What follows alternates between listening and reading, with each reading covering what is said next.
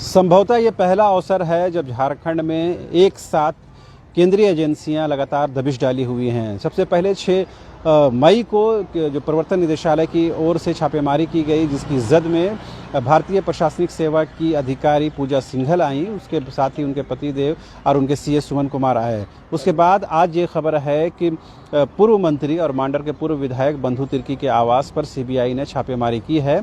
ये छापेमारी हालांकि पूजा सिंघल से जुड़ी हुई नहीं है, लेकिन 34वें राष्ट्रीय खेल घोटाले को लेकर इसमें छापेमारी की गई है।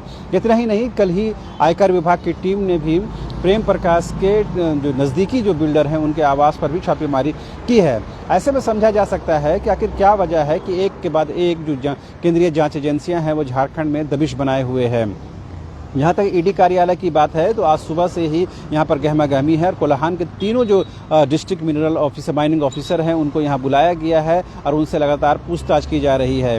इतना ही नहीं, न्यायिक प्रतिरक्षा यानी कि होटवार जेल भेजने के बाद पूजा सिंघल के जो पतिदेव हैं अभिषेक झा, उनको फिर से एक बार ईडी ने तलब किया और उनसे पूछताछ की है।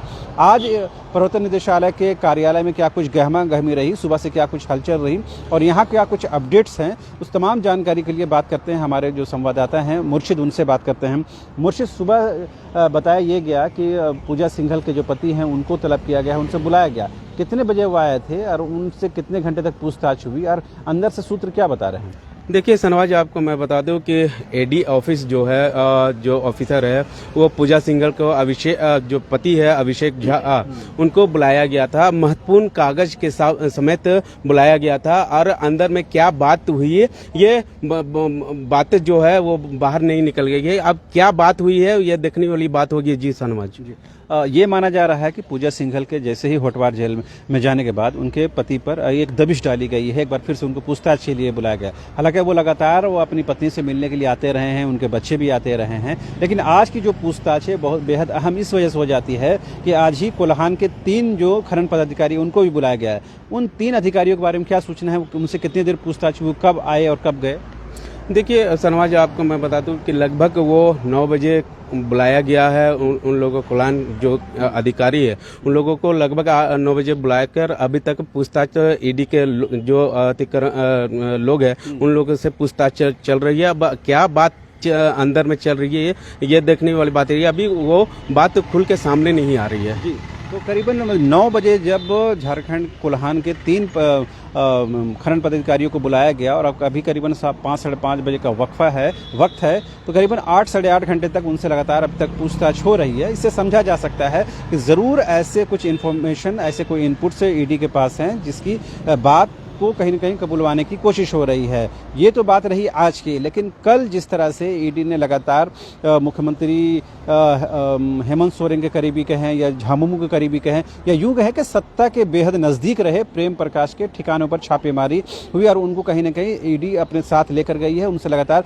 पूछताछ हो रही है। अब देखने वाली बात यह होती है कि प्रवर्तन निदेशालय क्या उनको रिमांड पर लेकर के, जिस तरह पूजा सिंघल और सीएस सुमन कुमार से पूछताछ की है, क्या उस तरह से रिमांड पर लेकर पूछताछ करती है या नहीं, उसके लिए अब थोड़ा इंतजार करना होगा।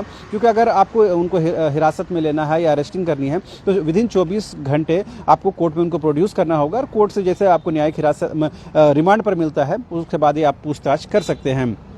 लेकिन एक अहम बात ये जो सामने आ रही है कि एक तो ईडी की कार्रवाई चल रही है, दूसरी तरफ से 34वें राष्ट्रीय खेल घोटाले को लेकर के कांग्रेस के कार्यकारी अध्यक्ष बंधु तिर्की के आवास पर छापेमारी की गई है और उनको ईडी ने कहीं न कहीं तलब भी किया है, बुलाया भी है, पूछताछ भी किया है। माना यह जा रहा है, जो राजनीतिक आरोप प्रत्यारोप अगर आप जेर नज़र रखेंगे तो ये बताया जा रहा है कि जैसे ही मांडर उपचुनाव की घोषणा हुई उसके दूसरे ही दिन बंधु तिर्की के ठिकानों पर छापेमारी हुई। ये कहीं न कहीं बताता है कि ये कहीं न कहीं पॉलिटिकली इंस्पायर है, यानी कि राजनीतिक विद्वेष के तौर पर इसे जो सत्ता पक्ष में बैठे लोग हैं, कांग्रेस हो या जेएमएम हो, वो इसे कहीं कहीं रेखांकित करने की कोशिश कर रहे हैं। लेकिन बड़ा और अहम सवाल ये है कि ऐसी क्या बात हो गई कि झारखंड में मई के महीने में 2 बड़ी केंद्रीय जांच एजेंसियां लगातार दबिश डाल रही हैं। आयकर की टीम भी छापेमारी कर रही है। इसकी जद में न सिर्फ बड़े प्रशासनिक अधिकारी हैं बल्कि ये माना जा रहा है कि आने वाले दिनों में बड़े जो सफ़ेद पोश हैं वो भी इसकी जद में आएंगे, उनसे भी पूछताछ की जाएगी।